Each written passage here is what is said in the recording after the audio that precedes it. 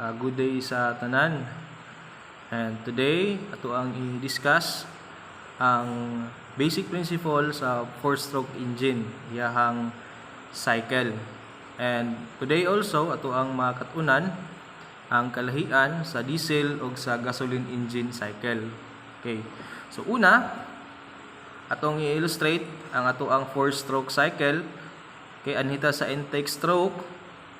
Ato ang intake stroke, okay, ato ang timan-an, ang ato ang intake valve muabli. So as illustrated here.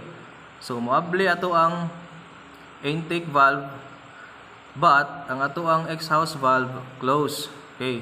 Intake stroke pod, ang ato ang piston move siya down. So ang movement sa piston panaog, okay, padung sa bottom dead center. Take note, ang ato ang piston ignaog niya dinhi naka bottom dead center siya.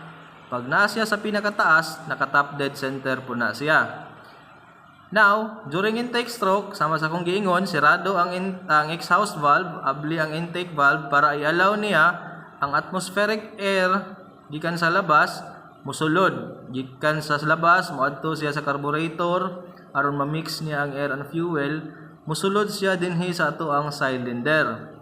Okay, abli ang intake valve, musulod ang air and fuel mixture. Pag abot niya dito sa ubos, sa bottom dead center, automatic manirado ni ato ang intake valve.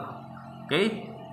Mustay na siya og sirado kay i-perform niya ang next stroke, which is the compression stroke. Compression stroke, ang ato ang both valve sirado, ang atong piston mag-move siya up. Okay? I-compress niya atong air and fuel mixture aron mahimo siyang highly combustible. Okay? Mao ni siya ang sa gasoline engine. And ang ato ang diesel engine, ang iyahang i-compress air lang, kay sa iyahang intake stroke air lang man iyahang gipa sulod pod sa imong cylinder. Okay? So ang iyahang gipasulod na air and fuel i-compress, ang iyahang ratio ana kung gasoline, most probably lahi-lahi man na siya og compression ratio, pero ang pinaka common 9:1. So meaning ang 9 daw kabahin himuon siyang 1. Mo na ning mahabilin karon sa combustion chamber. So mo na itong combustion chamber nga part kining nasa cursor, mo na siya ang iyahang sunugon. After sa compression stroke, adto ta sa combustion or power stroke. Morning time na sunugon. Sunugon sa atong spark plug through sa atong ignition system ang ato ang gi-compress na fuel and air. So ato ang movement sa piston going down.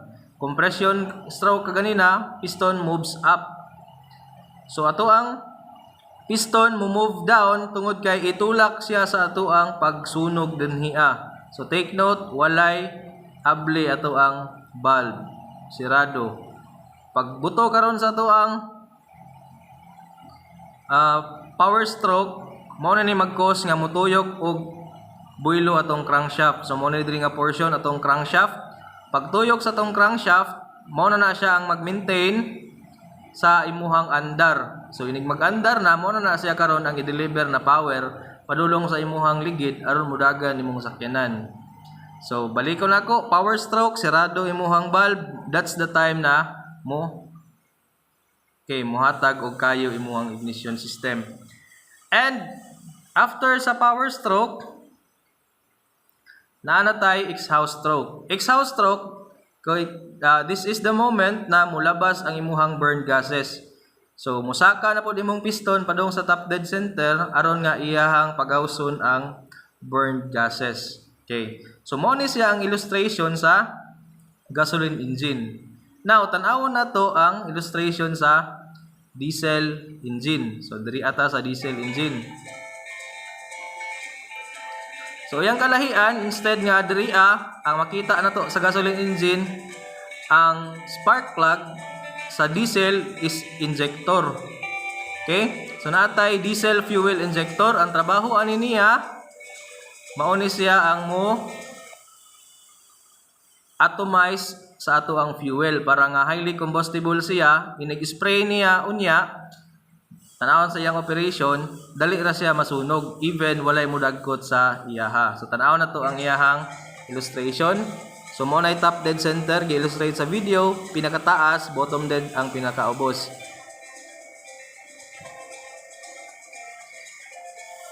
So mo ni ang valve, kini siya nga klase overhead camshaft. Ang camshaft niya ang nag-drive sa ato ang valve, siya ang nag-aable.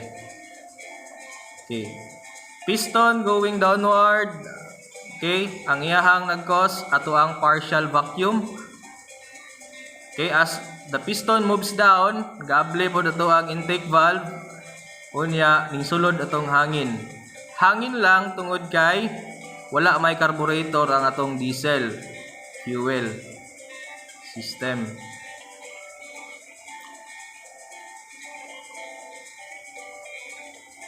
Then sa nakita ninyo, pag abot niya sa bottom dead center, sirado dayon ang imuhang valve. Unya kini siya naka-compression stroke ni siya.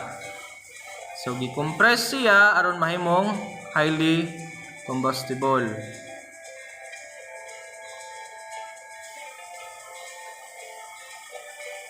So mo ni iyahang specified ratio. Pag diesel taas ang compression ratio, take note kay aron mutaas po diyahang ignitability. So taas yang compression ratio para dali ra siya makasunog kay waay mudagkot sa iyaha. So pag-abot niya sa top dead center, mo spray og mist pino kaayo nga fuel ang ato ang injector.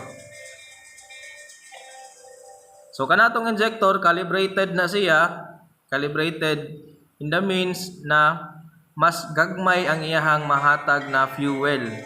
So gagmay nga particle sa fuel, highly combustible siya. Okay, same explanation sa kanang ato ang butane, highly combustible, so dali ra siya sunugon. So take note, power stroke, the same gihapon, sirado ang valve. Ang purpose ana kanong sirado aron nga dili siya mo escape ang imuhang kayo. So the time na mo escape imuhang kayo, okay, so mo na siyang mo backfire or mo lose compression. So kita na to ang atong connecting rod, naka-connect siya sa ato ang crankshaft. Ang tuyok sa crankshaft na to mo na siya i-convert karon nga power padung sa atong ligid. Then after pag-abot niya sa bottom dead center, ang high temperature, high pressure gas nga burn gases, product sa combustion, mao na karon ang ipalabas niya dito sa ato ang muffler. Okay. So mao na siya ang ato ang cycle. Now, kung namoy mga pangutana, okay? So ibutang lang ninyo sa ato ang comment section kung namoy mga pangutana.